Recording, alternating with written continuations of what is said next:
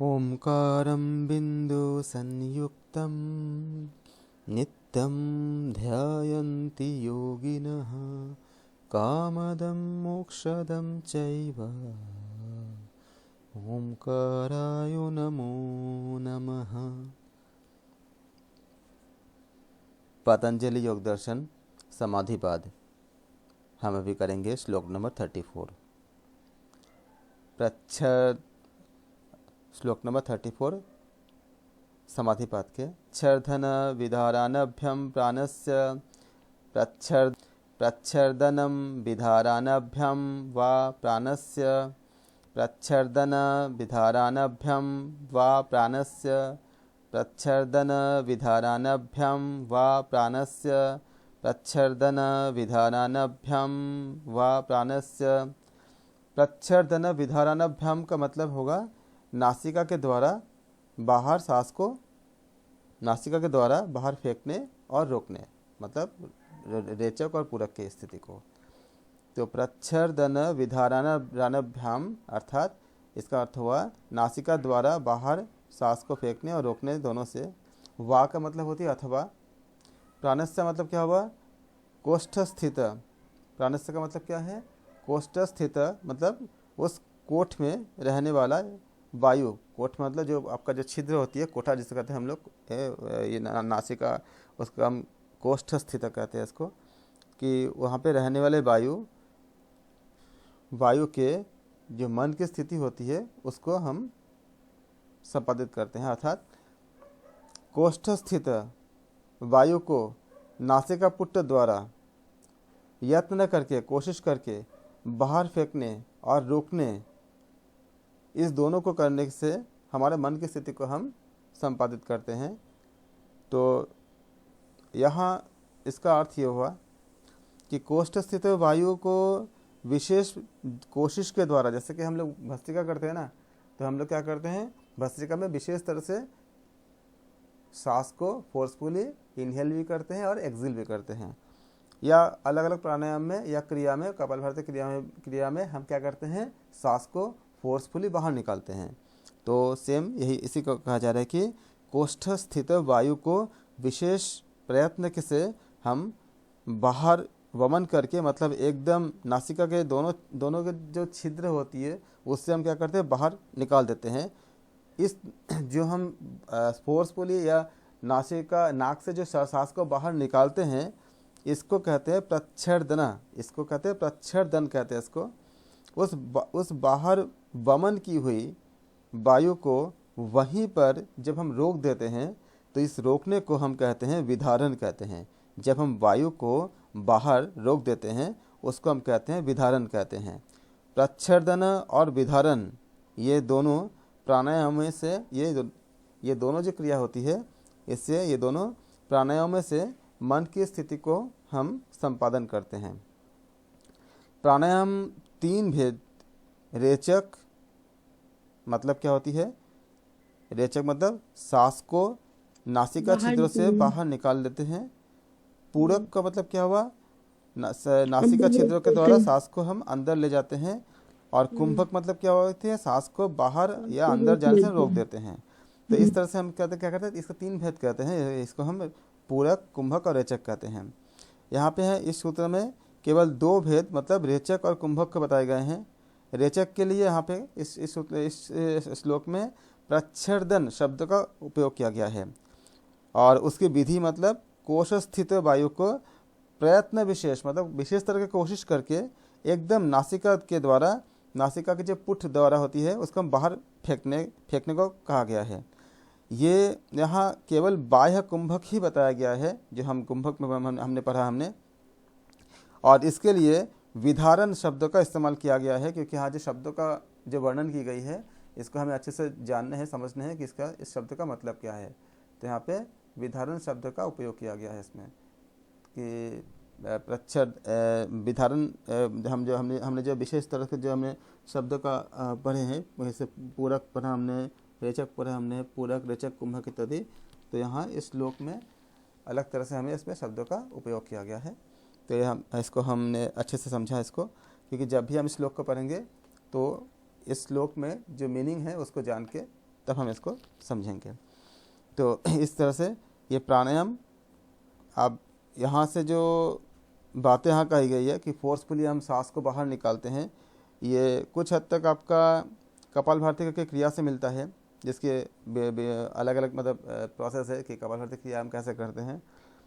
तो इस तरह से जब हम ये प्रच्छर्दन विधारण्याभ्याम व प्राणस्य, इसको अर्थ को समझा हमने, तो ये हमारे प्राण शक्ति को या हमारे जो क्षमता है, मतलब कुंभ सांस को लेकर के और एक बार पूरक करना फिर रेचक करना, इसको बताया गया है श्लोक नंबर 34 में।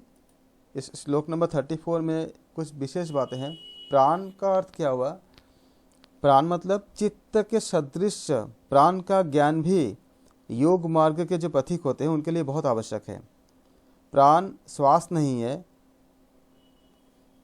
ये प्राण हमारे प्राण कह सकते हैं कि वो जड़ तत्व है जिससे श्वास प्रश्वास आदि समस्त क्रियाएं एक जीवित शरीर में संपन्न होती है।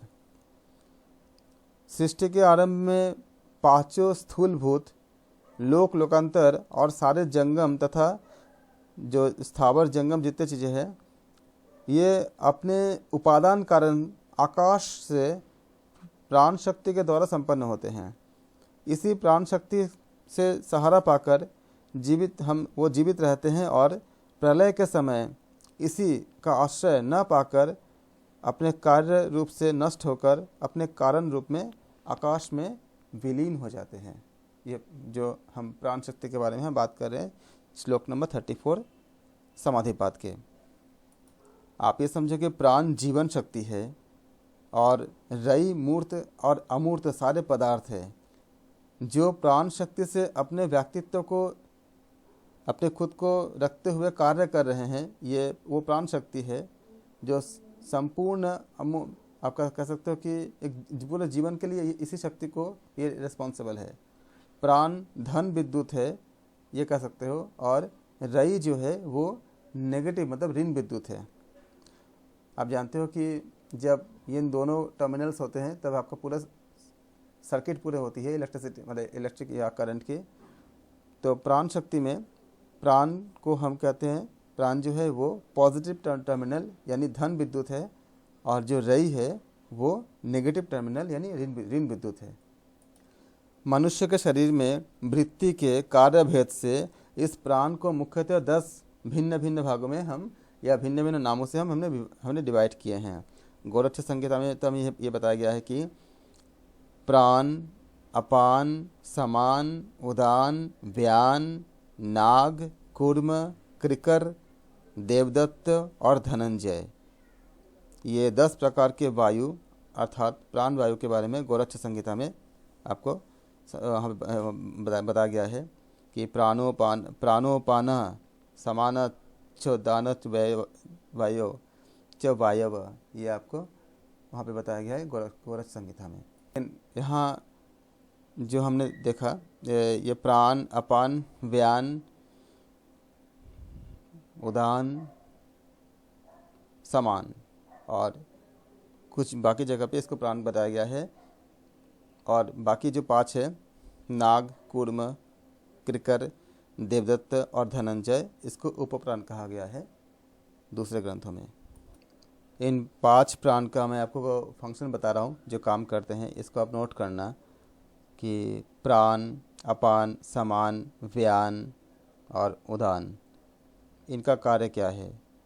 तो श्वास प्राण वायु का हम बात कर रहे हैं। श्वास अंदर ले जाना और बाहर निकालना, मुख और नासिका द्वार की गति करना, ये प्राण का काम होती है। सांस को हमारे जो हम सांस लेते ब्रीथ इन करते हैं, सांस को अंदर ले जाता है और मुख और नासिका द्वार की गति करता है।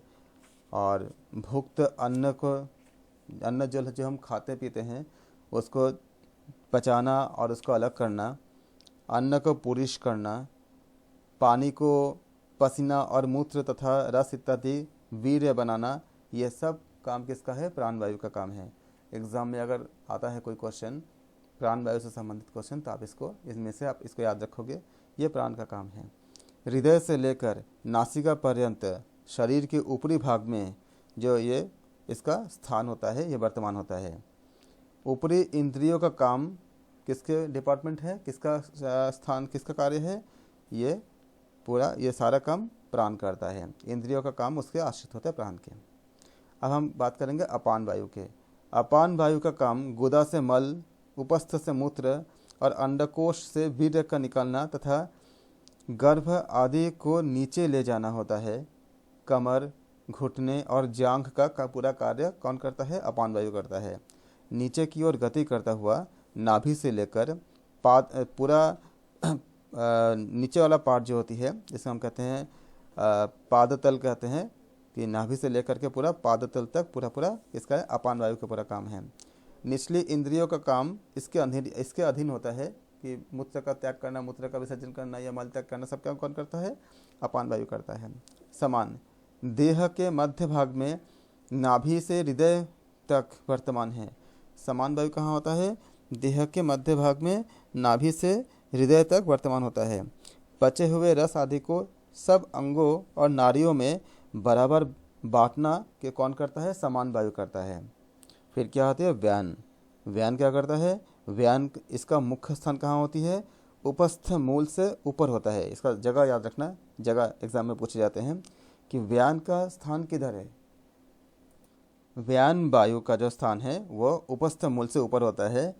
सारी स्थूल और सूक्ष्म नाड़ियों में जो गति उत्पन्न होता है, ये सारे स्थूल और सूक्ष्म नाड़ियों में गति करता हुआ ये शरीर के सब अंगों में खून को यानी रुधिर को वो संचार करता है।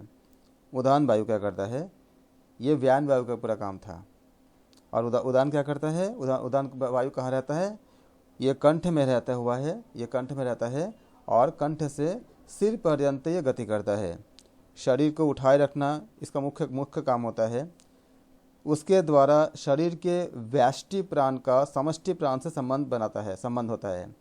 उदान वायु के द्वारा ही मृत्यु के समय जब हम कहते हैं कि सूक्ष्म शरीर का स्थूल शरीर से बाहर निकलना और सूक्ष्म शरीर के कर्म, जब हमारी जब डेथ होती है, जब मृत्यु होती है, मृत्यु के समय सूक्ष्म शरीर का स्थूल शरीर से बाहर निकलना और सूक्ष्म शरीर के कर्म, गुण, वासनाओं और संस्कारों के अनुसार नए गर्भ में प्रवेश करना, ये सारे काम कौन करता है, उदान वायु करता है।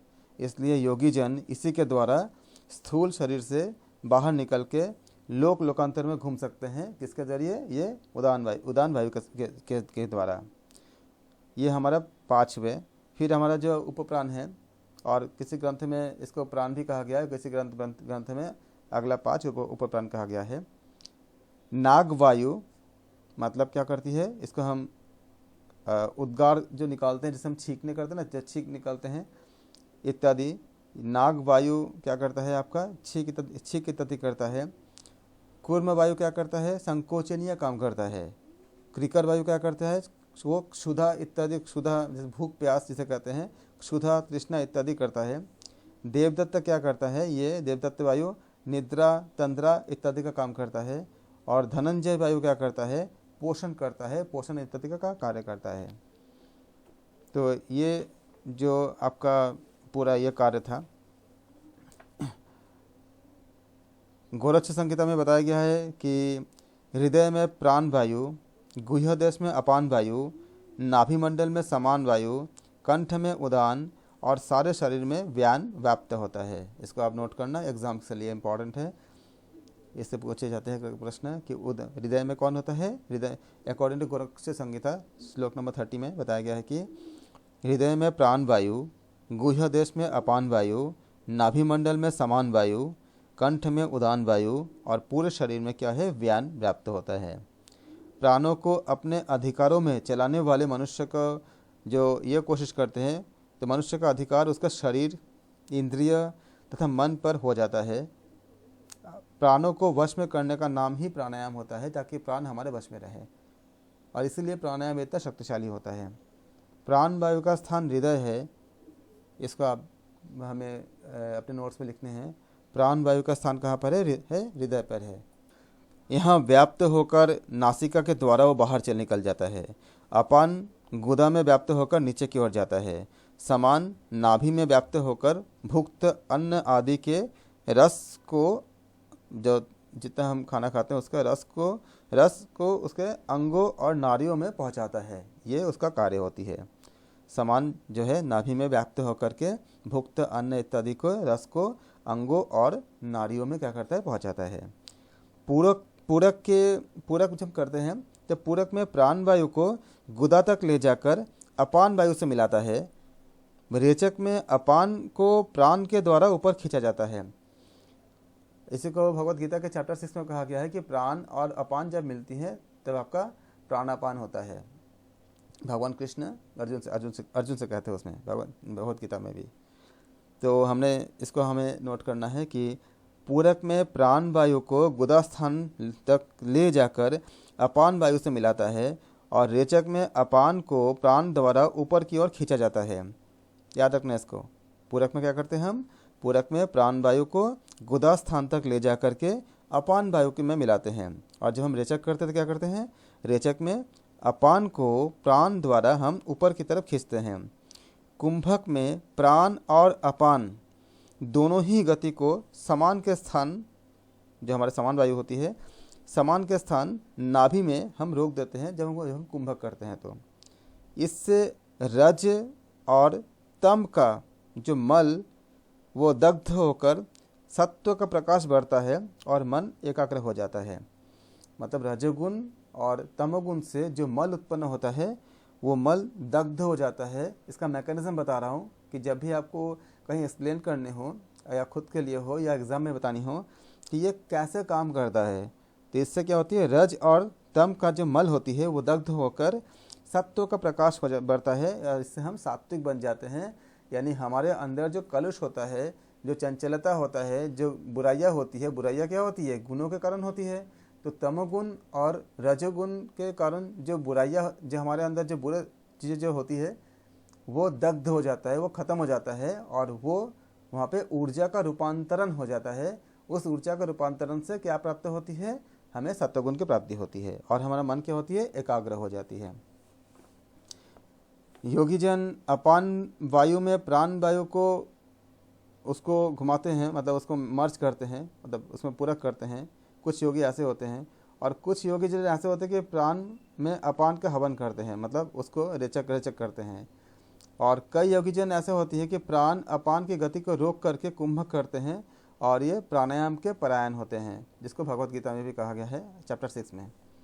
प्राणायाम से मनुष्य स्वस्थ और निरोग रहकर दीर्घायु तथा मन और इंद्रियों पर विजय प्राप्त कैसे करता है, इसका मैकेनिज्म ये है। इस तरह से क्योंकि उनके जो तमस और रजस गुण के कारण जो मल होते हैं वो दग्ध हो जाते हैं और परिवर्तन किस में होती है, सत्व में। आपका सत्व का विकास होता है, सत्व गुण का।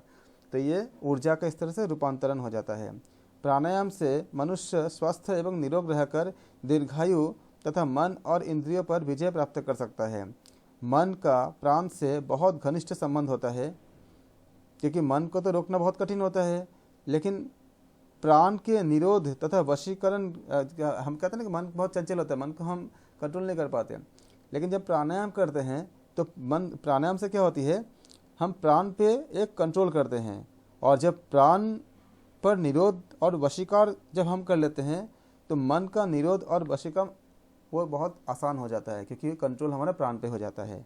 इसलिए प्राणायाम को इतनी महत्वपूर्ण है। प्राणायाम हम कैसे करते हैं, हम प्राणायाम का इतनी ज़्यादा महत्व क्यों देते हैं प्राणायाम को। यहाँ हम कुछ सूक्ष्म प्राण की वर्णन करेंगे। ये सूक्ष्म प्राण एग्जाम्स के लिए बहुत महत्वपूर्ण है। इसमें से क्वेश्चन आपका यूजीसी नेट या किसी भी एग्जाम में जाओगे तो उसमें आएगा ही, आता ही आता है। मनुष्य शरीर में प्राण वाहिनियाँ, नाड़ियाँ असंख्य होती है। मतलब उसका जो नाड़ी कहते हैं उसमें अलग अलग ग्रंथों में अलग अलग वर्णन भी है। हठयोग प्रदीपिका में 72,864 नाड़ियों को के नाम दिया गया है, जिसको हम राउंड अप करके 72,000 बोल देते हैं। ऐसे ही शिव संगीता में 3.5 लाख नाड़ी के बारे में चर्चा की गई है। तो मनुष्य शरीर में प्रवाहित जो नाड़ियाँ अत्यधिक संख्या में होती है। इसमें से 15 जो है मुख्य नाड़ी होती है। इन 15 मुख्य नाड़ियों का नाम मैं बता रहा हूँ, उसको आप नोट कर सकते हो। ये इसको याद करना आवश्यक है, किसी भी एग्ज़ाम्स के लिए इसका नाम पूछे जाते हैं। सुषुम्ना पहला, सुषुम्ना, ईरा, पिंगला, गांधारी, हस्तजीवा, ये दोनों ईरा पिंगला सुषुम्ना तो हम जानते ही ये बहुत महत्वपूर्ण है। तो सुषुम्ना, ईरा, पिंगला, गांधारी, हस्तजीवा, ये दोनों क्रमशः वाम और दक्षिण नेत्र, हमारे जो आईज है, जो आँखें हैं, उसमें वाम मतलब लेफ्ट हो गया, दक्षिण मतलब राइट हो गया। तो वाम और दक्षिण नेत्रों से वाम और दक्षिण पैर के अंगूठे पर्यंत चली जाती है, मतलब थम तक चली जाती है पैर के। ये जो हमारा पाँचों है। फिर छठे से पूषा, यशस्विनी, ये क्रमशः दक्षिण और वाम कर्ण में श्रवण साधनार्थ, मतलब सुनने के लिए काम आता है ये। फिर आठवां है सुरागंध। सुरा मतलब ये सुरा जो क्या काम करता है, गंध को ग्रहण करता है। ये गंध ग्रहणार्थ नासिका द्वस में ये से होकर के कहाँ जाती है, भूमध्य पर्यंत जाती है सुरा। फिर क्या आती है कुहू, कुहू कहाँ होती है, मुख में रहती है। फिर क्या होती है 10वां सरस्वती, सरस्वती कहाँ रहती है, जिह्वा के अग्रभाग पर्यंत जाकर ये इसके ज्ञान और वाक्य को प्रकट करती है। कौन करती है, सरस्वती। वारुणी 11वां नंबर। 12वां नंबर क्या है, अलम्भुषा, अलम्बुषा। 13वां नंबर क्या है, विश्वदरी। 14वां नंबर क्या है, शंखिनी। 15वां क्या है, चित्रा। इन 15 में से जब हमने 15 नारी हमने नाम अभी काउंट किया हमने, इन 15 में से भी सुषुम्ना, ईरा, पिंगला, ये 3 मुख्य नाड़ियाँ हैं जिसका योग से बहुत ज़्यादा घनिष्ठ संबंध है। इन 3 में भी अगर एक नाड़ी लेंगे तो वो सुषुम्ना होती है, सर्वश्रेष्ठ होती है। यह नाड़ी अति सूक्ष्म नली के तरह होती है, सुषुम्ना नाड़ी। ये गुदा के निकट से स्पाइनल कॉर्ड यानी कि मेरुदंड के भीतर से होते हुए ब्रेन तक, मतलब मस्तिष्क तक चली गई है। इसी स्थान इसके गुदा स्थान के निकट से इसके वाम भाग से ईड़ा और दक्षिण भाग से पिंगला नाम के जो नासिका होती है वो मूल पर्यंत चली गई है। वहाँ भ्रूमध्य ये तीनों नाड़ियाँ परस्पर मिल जाती है। सुषुम्ना को सरस्वती, ईरा को गंगा और पिंगला का यमुना भी कहते हैं। इसका नाम नोट करना कि सुषुम्ना को हम क्या कहते हैं, सुषुम्ना को सरस्वती कहते हैं, ईरा को गंगा कहते हैं और पिंगला को हम यमुना भी कहते हैं। इसका एक दूसरा नाम भी है। गुदा के समीप जहाँ ये तीनों नाड़ियाँ एक साथ, हमारे गुदा का प्रदेश होती है, गुदा के समीप जहाँ से ये तीनों नाड़ियाँ पृथक होती है उसको हम कहते हैं मुक्त त्रिवेणी। याद रखना, उसको हम कहते हैं मुक्त त्रिवेणी कहते हैं। और भ्रूमध्य में जहाँ ये तीनों पुनः मिल जाती है उसको हम कहते हैं युक्त त्रिवेणी कहते हैं। एक बात याद रखना कि गुदा के समीप में जहाँ ये तीनों नाड़ियाँ पृथक होती है, अलग होती है, अलग होना मतलब फ्री होना, उसे कहते हैं मुक्त होना, उसका नाम होता है मुक्त त्रिवेणी कहते हैं, मुक्त त्रिवेणी। और भ्रूमध्य में जहाँ ये तीनों फिर से मिल जाती है उसे कहते हैं युक्त त्रिवेणी कहते हैं। तो इस तरह से हमने देखा कि प्राण के वर्णन देखा हमने, और सूक्ष्म प्राण उनके नाड़ियों में कैसे कैसे प्रवाहन होती है उसको हमने देखा हमने। इसका नाम हमने जाना, इस नाम को आप याद रखोगे इसको नोट्स में, और इससे संबंधित क्वेश्चन किसी भी जगह से बन सकते हैं और इसको मिलान के रूप में आ सकता है। सूची 1 सूची 2 बना देंगे, उससे मैच करने के लिए आ सकता है, डायरेक्ट आ सकता है, नाम पूछ सकते हैं, बहुत तरह से इसका क्वेश्चन इसका बन सकते हैं। सुषुम्ना जो नाड़ी है इन सब में सबसे श्रेष्ठ होती है सुषुम्ना। और अभी हमने बात किया था कि ये सुषुम्ना नाड़ी मेरुदंड के भीतर सूक्ष्म नली के तरह वो चली जाती है, तो इसके एकदम फाइन, एकदम सूक्ष्म नली की तरह आगे गई है। सुषुम्ना के अंतर्गत सूक्ष्म नाड़ियाँ होती है। सुषुम्ना के भीतर एक वज्र नाड़ी होती है। वज्र के अंदर, याद रखना, सुषुम्ना के भीतर एक वज्र नाड़ी होती है। वज्र के अंदर चित्रनी और चित्रनी के मध्य में ब्रह्म नाड़ी होती है। सुषुम्ना के अंदर क्या होती है, वज्र नाड़ी होती है। वज्र के अंदर क्या होती है, चित्रनी होती है, और चित्रनी के मध्य में क्या रहती है, ब्रह्म नाड़ी रहती है। ये सब नाड़ियाँ मकड़ी के जाल के जैसा अति सूक्ष्म होते हैं, जिसको बारे में खाली योगी जन ही जानते हैं कि इस नाड़ी के पूरा भेद के बारे में वो उनको समझ सकते हैं, उनको जान सकते हैं। ये नाड़ियाँ सत्व प्रधान, प्रकाशमय और अद्भुत शक्ति वाली होती है। ये नाड़ियाँ कौन से? सत्वगुण प्रधान, मतलब सत्व प्रधान, प्रकाशमय और अद्भुत शक्ति वाली होते हैं।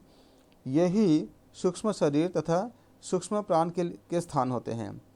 इनमें बहुत से सूक्ष्म शक्तियों के केंद्र है, जिनमें बहुत से अन्य सूक्ष्म नाड़ियाँ भी मिलती है, मतलब वहाँ पे जाकर ज्वाइन होती है। इन शक्तियों के केंद्र को पद्म तथा कमल कहते हैं। जहाँ पे वो प्लेक्सस मतलब आपका जो शक्ति जो जनरेट होती है उसको जहाँ पे केंद्र होती है, इस शक्तियों के केंद्र को हम पद्म तथा कमल के तरह हम इसको बताया गया इसको। ये मुख्यतः 7 तरह के होते हैं। क्या क्या होते हैं? मूलाधार, स्वाधिष्ठान, मणिपुर, अनाहत, विशुद्धि, आज्ञा और सहस्त्रार। ये पांचों तत्व, पांचों तन्मात्राओं, पांचों ज्ञानेंद्रियों, पांचों कर्मेंद्रियों, पांचों प्राणों, अंतःकरण, समस्त वर्णों, स्वरों तथा 7 लोकों के मंडल और नाना प्रकार के प्रकाश तथा विद्युत से युक्त होते हैं। साधारण अवस्था में ये चक्र जो हम देख रहे हैं, नॉर्मल अवस्था में ये चक्र बिना खिले कमल के तरह एक अधोमुख हुए अविकसित रहते हैं। लेकिन ध्यान के द्वारा तथा अन्य प्रकार से जब हम इसको उत्तेजित करते हैं तो वो उत्तेजना पाकर जब वे ऊर्ध्वमुखी होकर विकसित होते हैं तब उनकी अलौकिक शक्तियों का विकास होता है। प्रत्येक चक्र में नाना प्रकार की अद्भुत शक्तियाँ होती है। तांत्रिक और हठयोग के ग्रंथों में प्राय इनका वर्णन हमें प्राप्त होता है। जैसे हम देखते हैं कि राजयोग से संबंधित इसका होते हैं। तंत्रों के ग्रंथों में इनके बारे में बात की जाती है। अलग अलग रूप से इसको हम कैसे एक्टिवेट करने का, जागृत करने का विधान हम पाते हैं।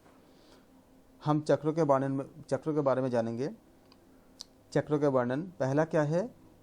मूल आधार चक्र, जिसको हम क्या कहते हैं? इसको पेल्विक प्लेक्सस कहते हैं। पेल्वी प्लेक्सस इंग्लिश में कहते हैं इसको। ये मूलाधार चक्र के स्थूल रूप से इसके जो मूलाधार चक्र के ये पेल्विक प्लेक्सस के स्थूल स्वरूप से इसका सूक्ष्म स्वरूप का हम इसको संकेत करते हैं। चक्र का स्थान कहाँ पर है? गुदा मूल से 2 अंगुल ऊपर और उपस्थ मूल से 2 अंगुल नीचे। इसका आकृति क्या होती है? रक्त रंग के प्रकाश से उज्ज्वलित और 4 पंखुड़ी मतलब दल, 4 पंखुड़ी मतलब 4 दलों वाले कमल के तरह होते हैं, कमल के सदृश होते हैं। दलों के अक्षर यानी वर्ण ये क्या होते हैं? 4 पंखुड़ियाँ मतलब दलों, इस पर वंग, शंग, शंग और संग 3 श है। वंग, शंग, शंग, संग, ये 4 अक्षर, इसमें 4 अक्षर होते हैं। तत्वों का स्थान क्या होती है? चौकोन सुवर्ण रंग वाले पृथ्वी तत्व का यह मुख्य स्थान होता है। इसका तत्व का बीज मंत्र क्या होती है? लंग होती है। Lung lung lung. तत्व क्या होती है? बीज की गति क्या होती है? ऐरावत हाथी के समान सामने की ओर गति होती है। इसका गुण क्या है? गुण इसका गंध होती है। वायु स्थान क्या होती है? नीचे की ओर चलने वाले अपान वायु का इसका मुख्य स्थान होता है। इसका मूलाधार चक्र का। ज्ञानेंद्रिय क्या होती है मूलाधार चक्र की? गंध तन्मात्रा से उत्पन्न होने वाली सूंघने की शक्ति नासिका का स्थान होता है। मूलाधार चक्र की कर्मेंद्रिय क्या होती है? पृथ्वी तत्व से उत्पन्न होने वाली मलत्याग शक्ति गुदा का स्थान है। मूलाधार चक्र की लोक क्या होती है? भूलोक होती है। मूलाधार चक्र के तत्व बीज का वाहन क्या होती है? ऐरावत हस्ती, जिसके ऊपर इंद्र विराजमान है। इनके अधिपति देवता कौन होते हैं? चतुर्भुज ब्रह्मा है अपनी शक्ति चतुर्भुज डाकिनी के साथ। यंत्र क्या होती है?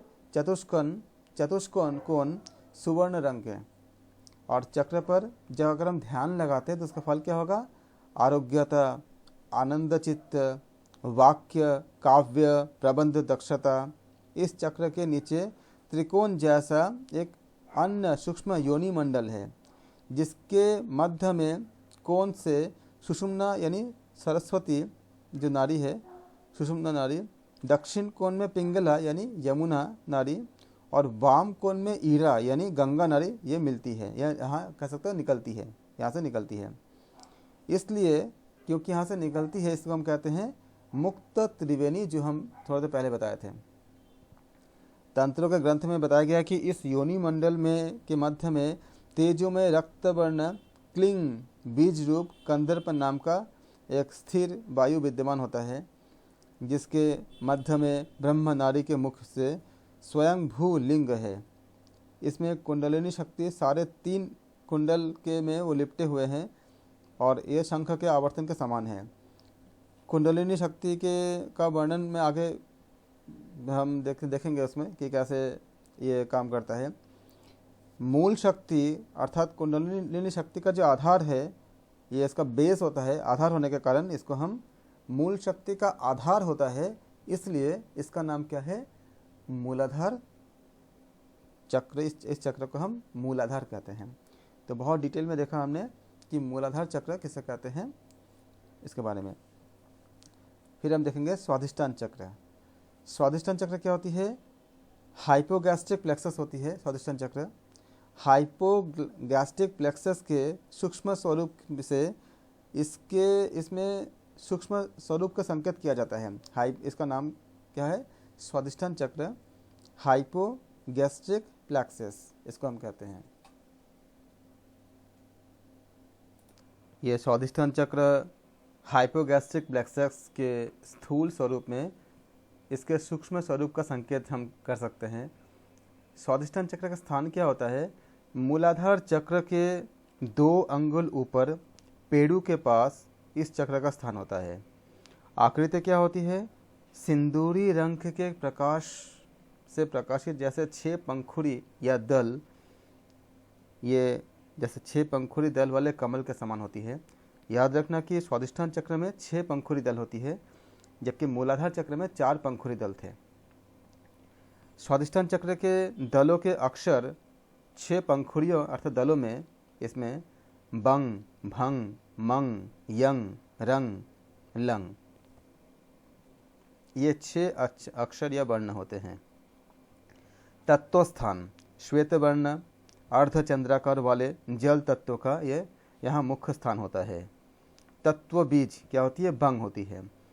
तत्व बीज गति, जिस प्रकार मकर लंबी डुबकी लगाता है, इसी प्रकार इस तत्व की नीचे की ओर एक लंबी गति होती है। गुण क्या होती है? उसके रस है। वायु का स्थान क्या होती है? पूरे शरीर यानी सर्व शरीर में व्यापक होकर गति करने वाले व्यान वायु इसका मुख्य स्थान है। ज्ञानेंद्रिय क्या होती है? रस तन मात्रा से उत्पन्न स्वाद लेने की शक्ति का जो रसना वो स्थान होता है इसका, यानी रस तन मात्रा से उत्पन्न स्वाद लेने की शक्ति रसना का स्थान इसका ज्ञानेंद्रिय होती है। कर्म क्या है? इंद्रियों जितना हमारे सेंसेस होती है, इंद्रिय होती है, इंद्रिय जल तत्व से उत्पन्न मूत्र त्याग शक्ति उपस्थ का स्थान होता है। लोक क्या होती है? भूवा होती है। तत्व बीज का वहन क्या करती है? मकर, जिसके ऊपर वरुण विराजमान होते हैं। अधिपति देवता कौन होते हैं? विष्णु। विष्णु अपनी चतुर्भुज राकिनी शक्ति के साथ होते हैं। यंत्र, यंत्र क्या है? अर्धचंद्राकार श्वेत रंग होता है इसका यंत्र, अर्धचंद्राकार श्वेत रंग का। चक्र पर ध्यान लगाने से फल क्या होती है? तांत्रिक ग्रंथों में इस चक्र का ध्यान फल सृजन, इसका जो इस चक्र में अगर ध्यान लगाते हैं तो उसका फल क्या होती है? सृजन, पालन और निधन, यानी जो हम कहते हैं कि उत्पादक मतलब जन्म देना, उत्पन्न करना, मतलब जो ब्रह्मा विष्णु महेश का जो कार्य होती है। ब्रह्मा जन्म देते हैं, विष्णु पालन करते हैं, शिव भगवान शिव संहार करते हैं। तो इसमें जब हम चक्र पे ध्यान अगर हमारा सिद्ध हो जाता है, सिद्ध होने के बाद, खाली ध्यान लगाने से नहीं, जब हमारा सिद्ध होती है ध्यान, उस समय हमें सृजन, इसका जो पूरा फल होती है वो सृजन, पालन और निधन में समर्थता अर्थात जिह्वा पर सरस्वती देवी का होना कहते हैं कि जो हम बोलेंगे वो हो जाता है जब हमारा इस चक्र पे ध्यान होता है तो। लेकिन ये सिर्फ ध्यान लगाने से नहीं होते, ये जो परिणाम है ऐसे सिद्धि एक बहुत लंबी ये जब हम सिद्ध हो जाते हैं तब मिलते हैं।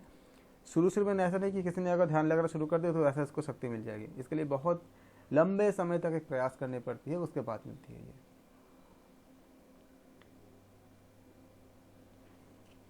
मणिपुर चक्र, एपिगैस्ट्रिक प्लेक्सस या इसको हम सोलर प्लेक्सस भी कहते हैं।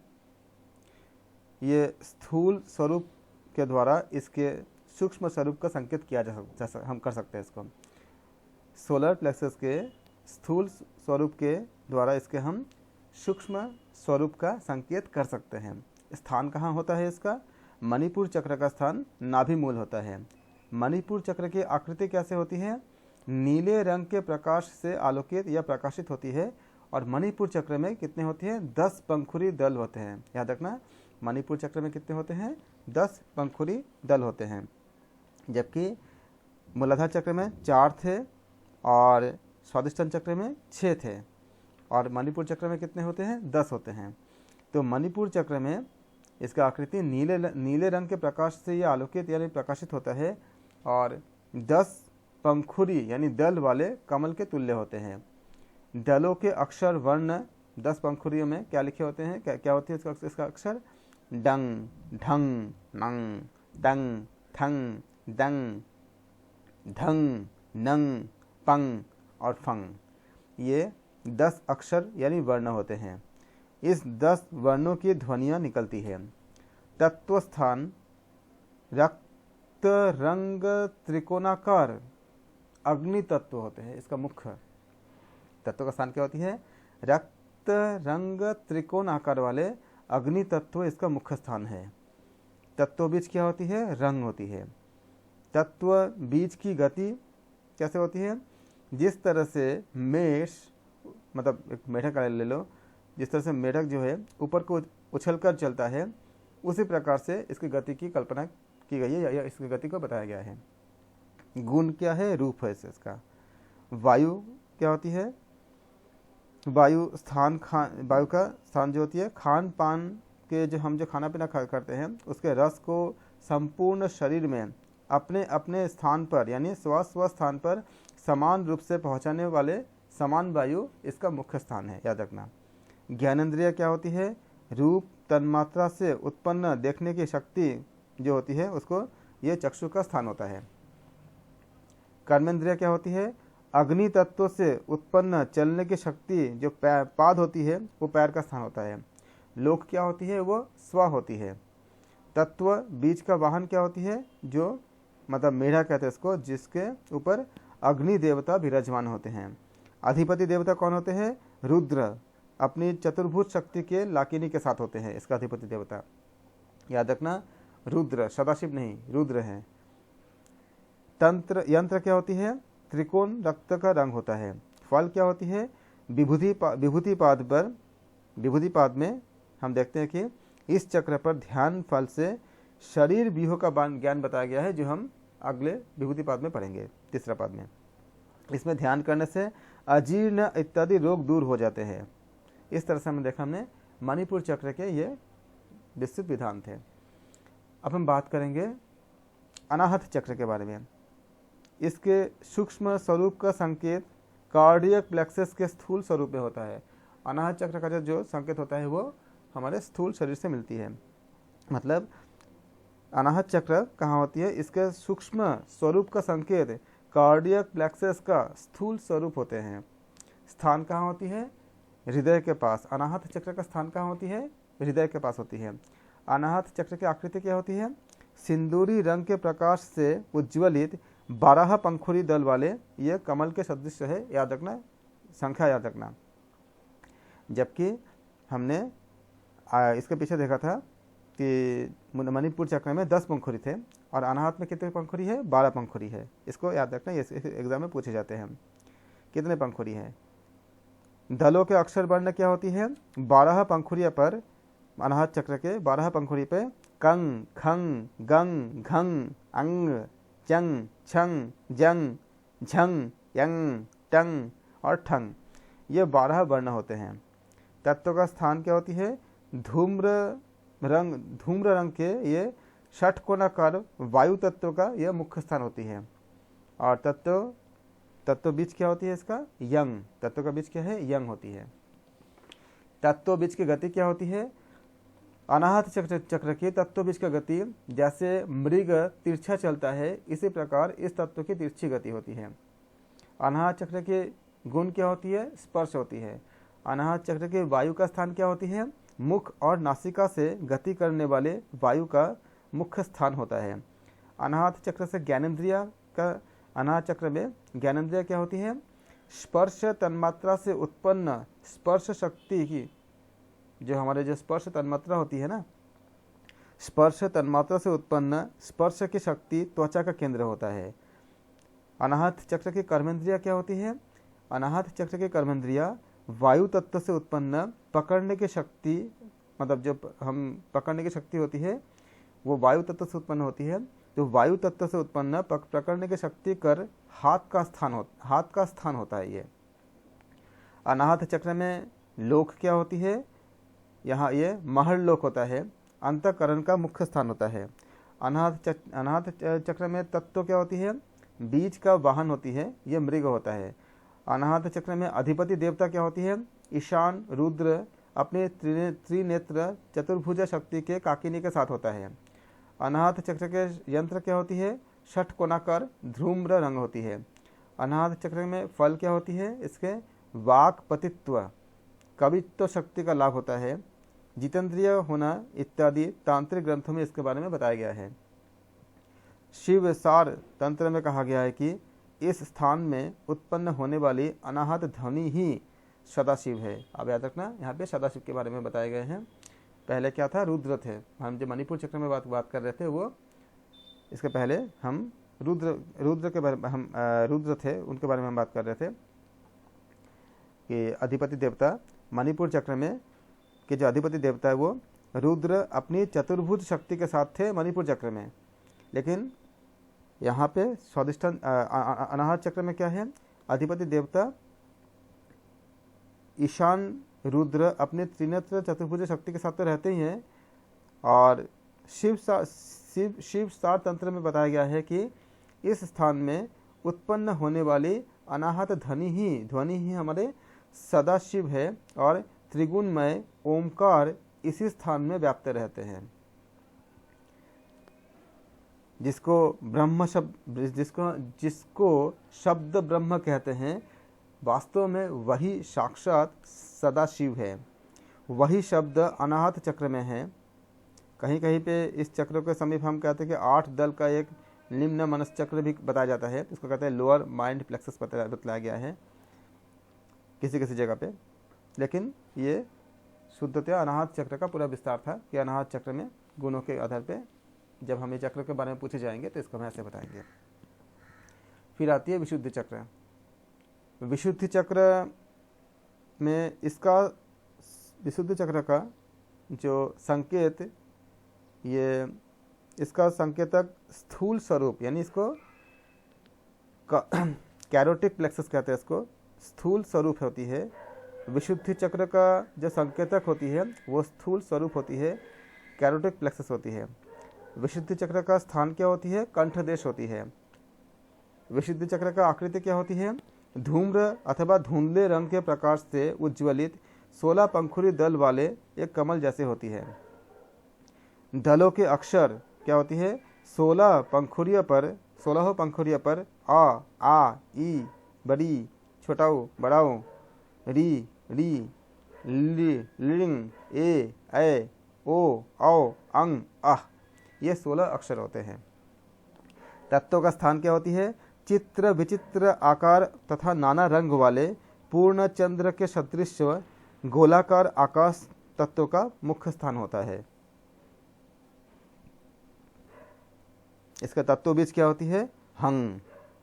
इसका तत्व बीज क्या होती है? हंग होती है। तत्व बीज की गति क्या होती है? जैसे हाथी घूम घूम कर चलता है उसी प्रकार इस तत्व के घुमाव के साथ की गति होती है। गुण क्या है इसका? शब्द होती है। इसका गुण क्या होती है? शब्द होती है। वायु स्थान क्या होती है? ऊपर की गति, जो वायु का स्थान होता है वो ऊपर की गति का हेतु, ऊपर की गति करने के कारण शरीर पर्यंत बर्तन वाले उदान वायु का इसका मुख्य स्थान है। ज्ञानेंद्रिय क्या होती है? शब्द तन्मात्रा से उत्पन्न श्रवण शक्ति इसका स्रोत का स्थान होता है। कर्मेंद्रिय क्या होती है? आकाश तत्व से उत्पन्न वाक्य शक्ति इसका वाणी का स्थान है। लोक क्या होती है? जन है। तत्व बीज का वाहन क्या होती है? हस्ती, जिसके ऊपर प्रकाश देवता आरूढ़ होता है उसको। अधिपति देवता क्या होती है? पंचमुख वाले सदाशिव अपनी शक्ति चतुर्भुजा शाकिनी के साथ होता है। यंत्र क्या होती है? पूर्ण चंद्र के सदृश से गोलाकार आकाश मंडल को ये इसका यंत्र होता है। किसके यंत्र? हम बात कर रहे हैं किसके? विशुद्ध चक्र की बात कर रहे हैं। विशुद्ध चक्र के वायु का स्थान, विशुद्ध चक्र के ज्ञानेंद्रिय, विशुद्ध चक्र के कर्मेंद्रिय, विशुद्ध चक्र के लोक, विशुद्ध चक्र के तत्व, हमने बात किया हमने। और विशुद्ध चक्र के अधिपति देवता।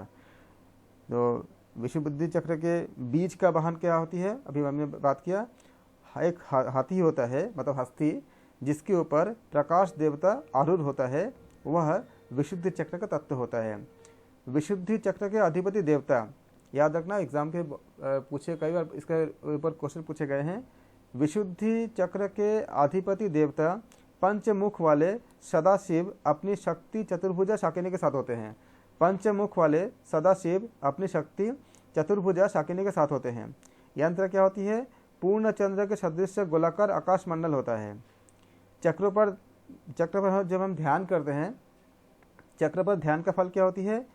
कवि, महाज्ञानी, शांत चित्त, निरोग, शोकहीन, दीर्घजीवी, ये सब गुण प्राप्त होते हैं जब विशुद्ध चक्र में हमारा ध्यान होता है। तो इसके विशुद्ध नाम रखने का कारण यह है कि इस स्थान पर मन की स्थिति होने से मन आकाश के समान विशुद्ध हो जाता है, क्योंकि आकाश सत्वगुण का प्रतीक होता है। इसलिए इस तरह से हमने देखा, हमने विशुद्ध चक्र के पूरा हमने विस्तार देखा हमने। फिर हम देखेंगे आज्ञा चक्र। आज्ञा चक्र का जो संकेतक होता है वो मेडुला प्लेक्सस का स्थूल रूप होता है। इसका स्थान क्या होता है? दोनों भ्रुवों के मध्य में भ्रुकुट के भीतर आज्ञा चक्र होता है। आकृति क्या होती है?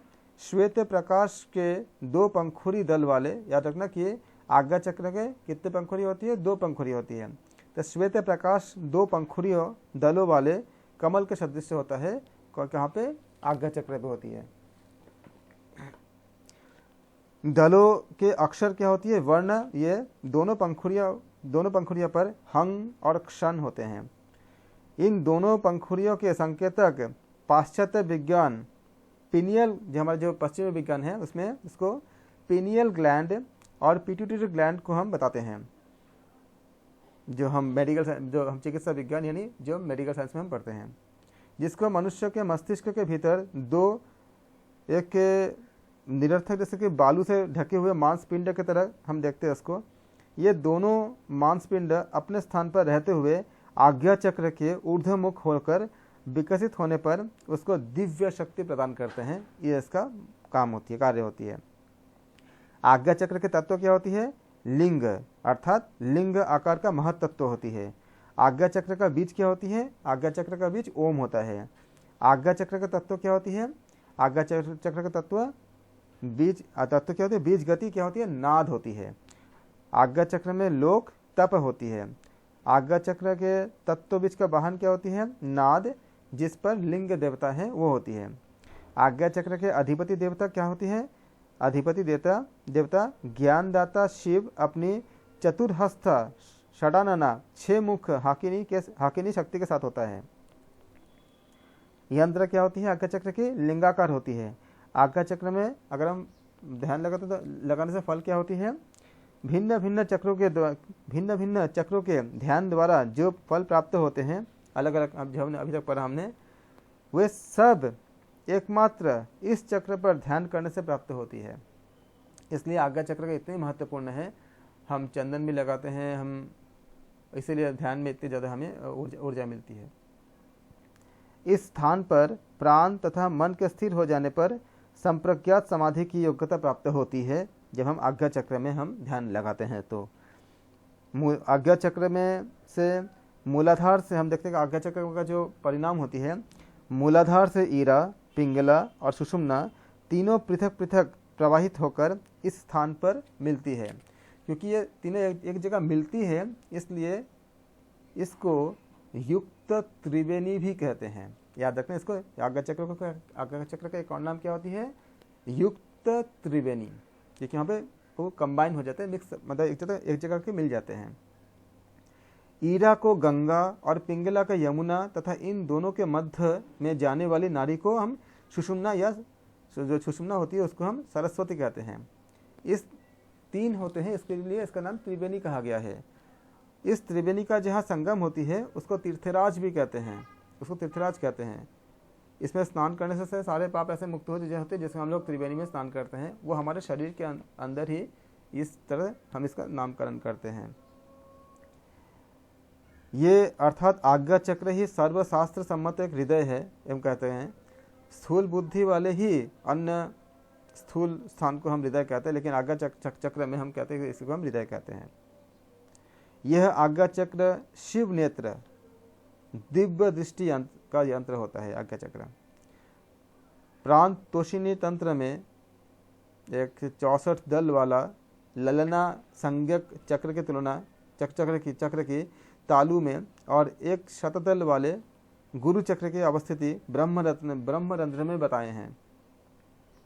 और किसी ने सोम चक्र यानी गुरु चक्र, मानस चक्र, ललाट चक्र आदि का भी वर्णन किए हैं। लेकिन ये सब जो है ये सातों चक्र के अंतर्गत ही आता है। इसके बाद हमने इसके ज़्यादा अलग अलग, हालांकि ये ग्रंथों में कुछ वर्णन है तो इसलिए मैंने इसको मेंशन किया, लेकिन इसके ज़्यादा वो नहीं है। लेकिन अगर हम जब आज्ञा चक्र में हम ध्यान लगाते हैं तो हमें सारे जितने भी हमें बाकी चक्र का जो फल है वो मिल जाती है। और यहाँ भगवान शिव का, रुद्र का, इसलिए भगवान शिव का इतने महत्व है, इतनी ज़्यादा हम पूजा करते हैं विष्णु का, भगवान शिव का, और ये महत्व होती है। सहस्रार या शून्य चक्र, इसका संकेतक क्या होती है? सेरेब्रल प्लेक्सस होती है सहस्रार चक्र, या इसका सहस्रार संकेतक जो होती है, इसका संकेतक स्थूल रूप क्या होती है? जो हम देखते हैं संकेतक स्थूल रूप क्या होती है? सेरेब्रल प्लेक्सस होती है। सहस्रार चक्र का स्थान कहाँ होती है? तालु के ऊपर मस्तिष्क में ब्रह्मरंध्र से ऊपर, और सब शक्तियों का यह केंद्र होता है। सहस्रार चक्र की आकृति क्या होती है? नाना रंग के प्रकाश से युक्त सहस्र पंखुड़ियों दल वाले कमल जैसी होती है। सहस्रार चक्र में दलों की संख्या, दलों का जो अक्षर होती है वो पंखों पर आ से लेकर छ तक, और सब स्वर और सब वर्ण एक साथ होते हैं। उसमें तत्व क्या होती है? त्वातीत होती है। सहस्रार चक्र में जो शून्य चक्र होती है उसका तत्व क्या होती है? तत्वातीत होती है। तत्वातीत उसको कहा गया उसको। सहस्रार चक्र में तत्व बीज क्या होती है? विसर्ग होती है। सहस्रार चक्र में तत्व बीज की गति एक बिंदु, एक पॉइंटेड होती है। सहस्रार चक्र में लोक क्या है? सत्यम है। और सहस्रार चक्र में तत्व बीज का वाहन क्या है? बिंदु है। सहस्रार चक्र की अधिपति देवता कौन है? ब्रह्म अपनी महाशक्ति के साथ होते हैं। सहस्रार चक्र में जो यंत्र है, यंत्र क्या होती है? पूर्ण चंद्र शुभ्र वर्ण यंत्र होती है। और सहस्रार चक्र में का फल क्या होती है? इससे हम अमर हो जाते हैं या मुक्त हो जाते हैं, जिसका हमें योग का अंतिम लक्ष्य होती है। इस स्थान पर प्राण तथा मन के स्थिर हो जाने पर सर्ववृत्तियों के निरोध रूप में असंप्रज्ञात समाधि की योग्यता प्राप्त होती है, जब हम सहस्रार चक्र में कार्य कर पाते हैं। तो इस तरह से हमने 7 चक्रों को हमने वर्णन किया श्लोक नंबर 34 के साथ साथ।